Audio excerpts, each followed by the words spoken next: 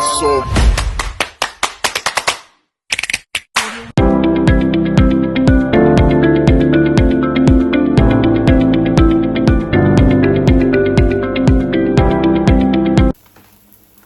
Ayan guys, so buti na lang gumawa tayo nito. Alam niyo kung bakit? Dahil may potluck tayo sa trabaho at ito ang aking dadalhin. And then bibili na lang ako ng may potluck tayo for Chinese New Year. So buti na lang gumawa tayo nito, o di ba? At homemade ang aking dadalhin.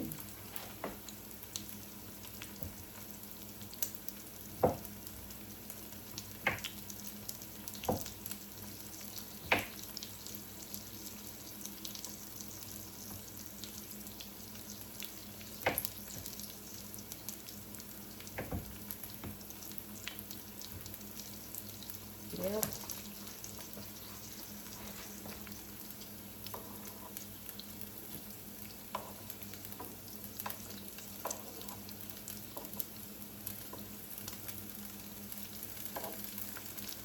Ayan. Oh.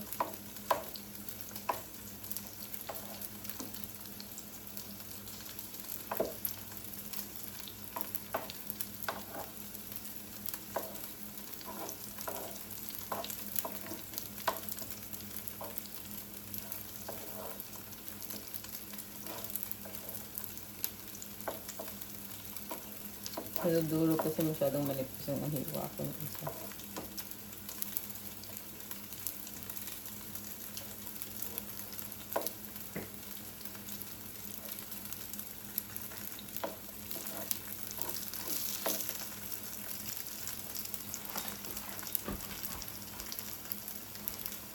Yes guys, may potluck kami at ang aming dadalhin ay Chinese food. Diba?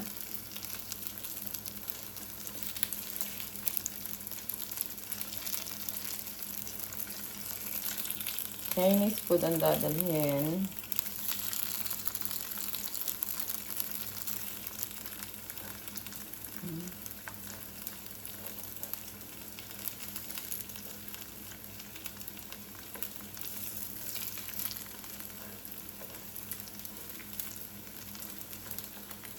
Init. Ayan.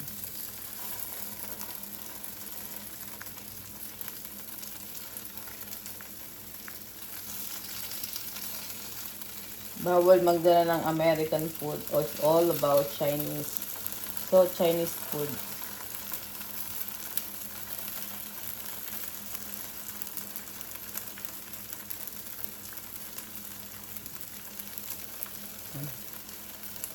Diba?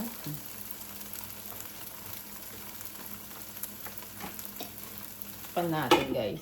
Ayan guys, second batch na.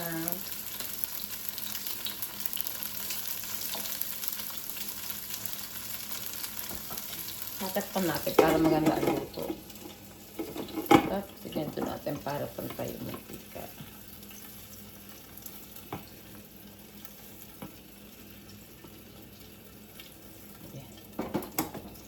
Ayan.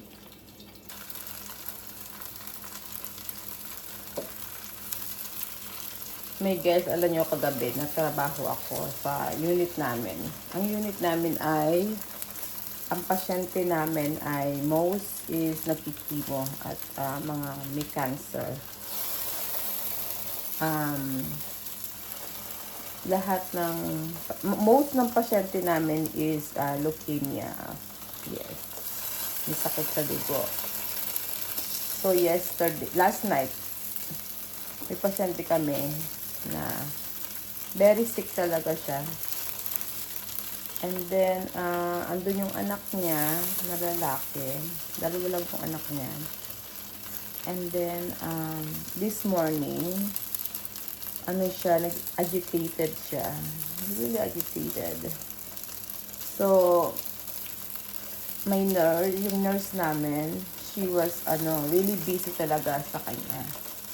Hindi ko siya natutulungan dahil mostly is, nurse thing, yung mga medication dun sa diesel tsaka most.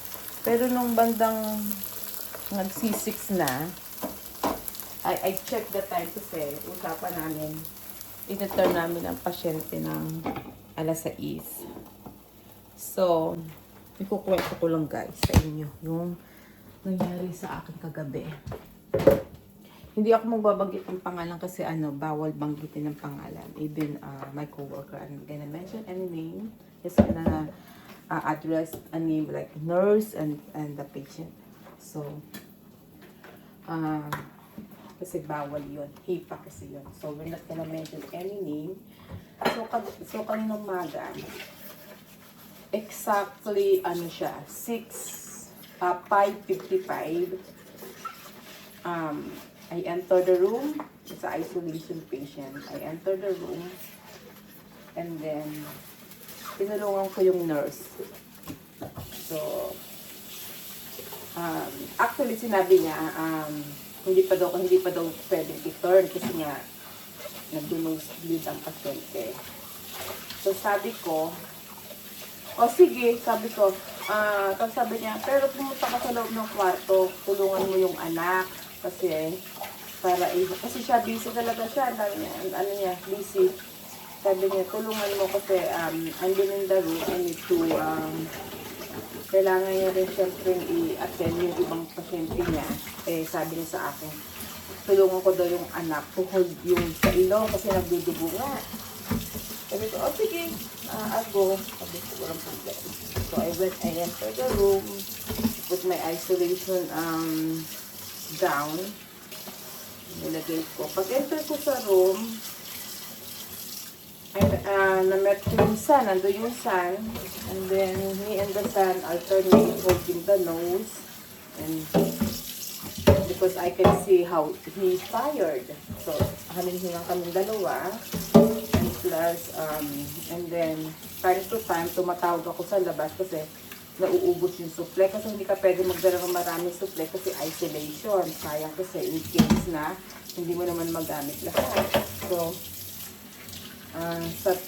easy to say, time to time, tumatawag ako. Sabi ko, can I have this and that? So, lahat naman tumutulong. Lahat, they are like helping each other. Tapos, ang nangyari is, hindi pa rin naaampat yung dugo, yung pagdudugo ng ilong. And then, ang nag-design yata sila yung nurse na lalagyan siya ng parang intact dun sa ilong para to prevent more bleeding. Kasi the patient is neutropenic. Maba yung immune system ng pasyente. Plus, the patient, his platelet is too low. Mababa yung number ng dugo niya. Yung puti na dugo, mababa yung platelets niya. Actually, nata-transfusion nga siya para, kasi nga nag-bleed. So, mabilis siyang, hindi pwede siyang mabawasan ng dugo, I'm saying. So, ayun na. The patient is okay. Me and the son kinda like talking, because I never met the son. That's the first time I met. But the rest of the family na lagi nandun, I met them. So, and then he's getting agitated, so I focus what we're doing, and then the nurse came. Is to put, sisimulan na yung nagbibigay ng gamot. So, and then I decide to do oral care. Kasi, okay naman siya. Naaampat na yung dugo. Sabi ko, tama-tama, okay, I need to provide oral kasi change shift na siya. Hindi mo pwede i-indoor sa pasyent sa day shift. Kailangan, kahit pa paano, malinis ang pasyente. So, we try to do oral care. So, paggagawa ng oral care, mga ka-manager, I see parang namumuong dugo dito sa may lalamunan niya, sa may dila niya. So, I try to, nandun din yung nurse, she's doing something to help the patient too. Ako talaga, ang focus ko is to do to give oral care ng pasyente. So, hindi siya pwedeng isaction kasi yung nakita kong namumuong dugo sa dila niya is malaki na. Hindi siya masasaction. Yung talagang super laki na. Anong nangyari is, ano na siya, hawak ko na yung clot, yung dugo, yung namumuong dugo, hawak ko na siya. It's about to, I can pull. Ipupul ko na siya, guys. Ipupul ko na siya. Yes. Nung hawak ko na siya, bigla niyang, yung parang inurong ng dila niya yung kamay ko. So, syempre, I need to be careful. Baka kasi mabite din ako. Pero hindi naman siya nagbabite. Basta, kasi yung medyo confused na ano siya, yung agitated na. Hindi siya nagpapalo ng command. So,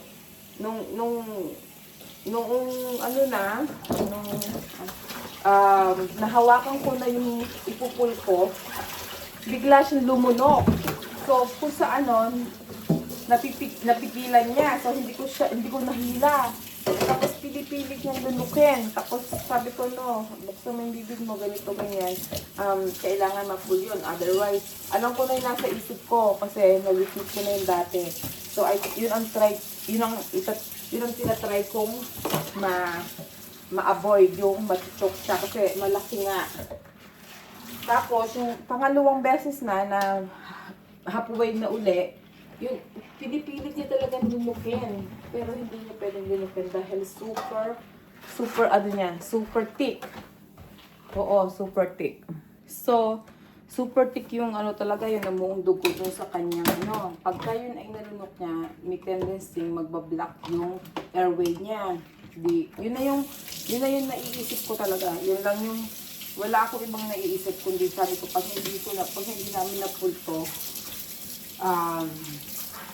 talagang mangyayari yun.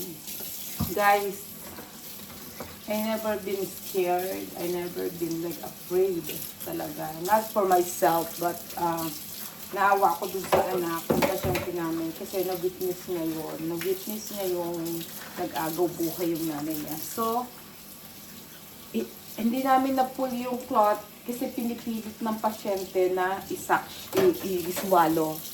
And then, after nun, tumirik na yung mata niya. And then, after nun, very calm pa rin yung patient, yung aking nurse na kasama, tsaka ako. Pero ako medyo ako kasi nga, I witnessed that before, so alam ko na yung mangyayari.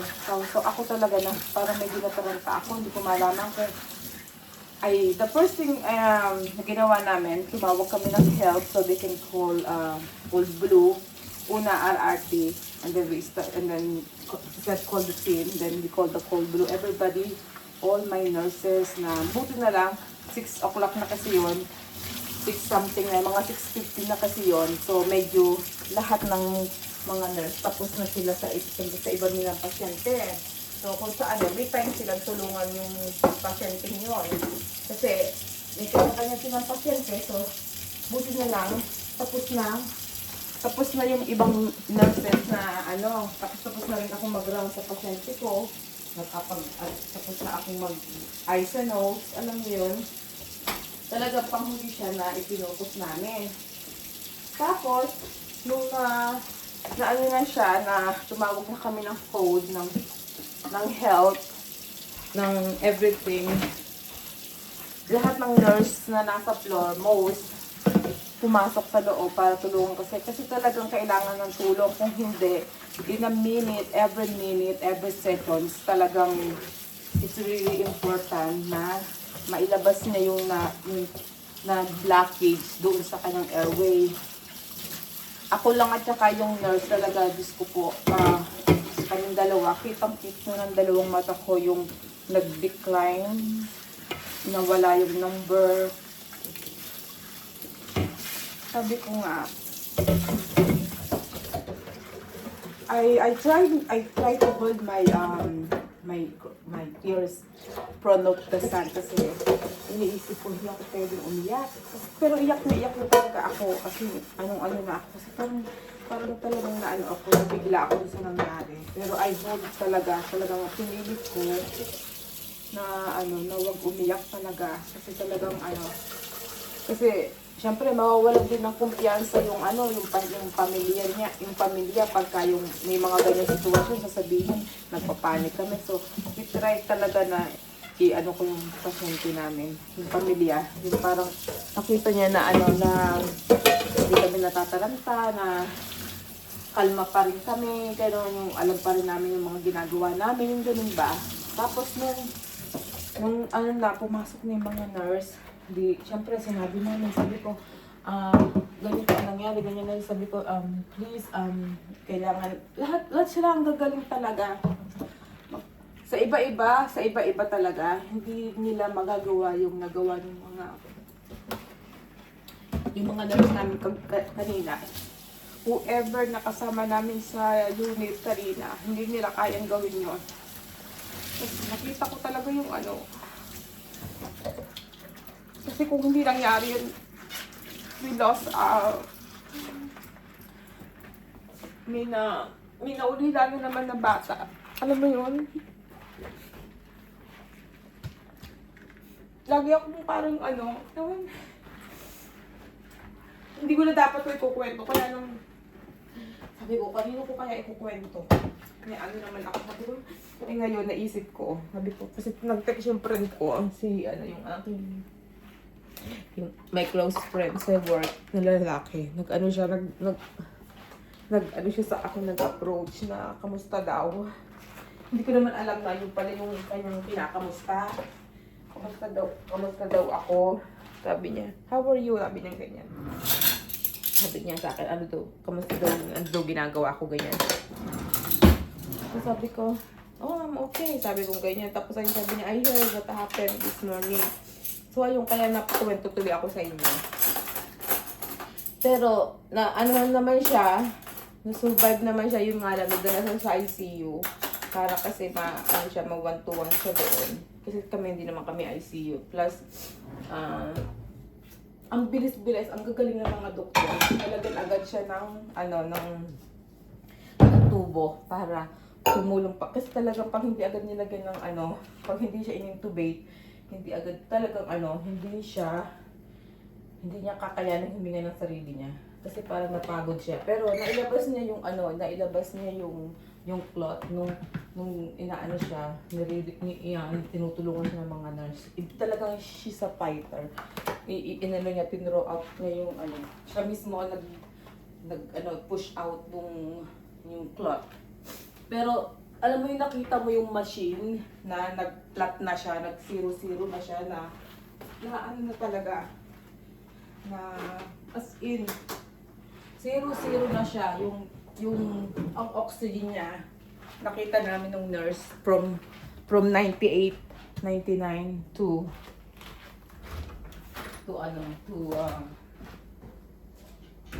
nag-98 siya up to 98, nag-60 hanggang sa nag-flat siya ng 0. Tapos pero talagang lahat they do their thing to help. Talagang my God, yung dito ba makikita mo talaga na yung mga nurse talagang my God. Hindi ko malubos maisip na biruin mo kung kami ng dalawa ng nurse na nandun. Tsaka very talaga yun ang importante pag tayo ay sa hospital lang tatrabaho. Pag tayo ay nasa ganyang sitwasyon, huwag mong uunahin yung takot. Mag-iisip talaga kayo na ano dapat gawin, kung ano dapat mong uunahin, kung alam mo yun, sasabihin niyo naman, ba't si manager nagkukwento pero gawa ng gawa? Kasi nga, I try to avoid na, pag kasi umupo ako, na nagkukwento ako sa inyo, kung ano yung maiisip ko, kung ano na yung, wala, yung talagang, bubuhos ng luha, sobra, talagang hindi ko kaya na magkwento na, ng steady lang ako. So anyway, talagang sa iba-iba yon, hindi na yung marirevive sa iba-ibang, I'm not saying, pero super expert talaga yung mga nurse namin, yung mga doktor. Yung mga doktor namin talagang very expert sila. Alam agad nila ang gagawin on the spot. Alam agad nila yung kung anong dapat kung anong dapat gawin. Yung talagang attention sila na kailangan ganito, ganyan. Yung talagang very sila. Wala akong masabi dun sa mga nurse tsaka doktor. Na-witness ko kasi. Lagi ko na-witness na ganyan. Pero dahil yung witness na from the start na nakita ko, na nakita ng dalawang mata ko na kung anong nangyari, yung ganong witness. Yun ang ibig ko sabihin. Yun ang ibig ko sabihin na na-witness ko siya talaga na tapos pasyente ko pa. Yes, na talagang, alam mo yung hindi naman sa parang nagmamalaki ka na, hindi. Ako minsan, mas mabuti pa nga minsan, hindi ko na-witness kasi parang feeling ko parang iisipin ko talaga yan the whole time. Mag-iisip ako na mag-iisip. Iisipin ko talaga siya na yung pangyayaring yun. Kaya sabi ko, buti na lang talaga. Hindi ko siya masyadong kahit pa paano na yung parang kahit pa paano parang sabi ko, Diyos ko,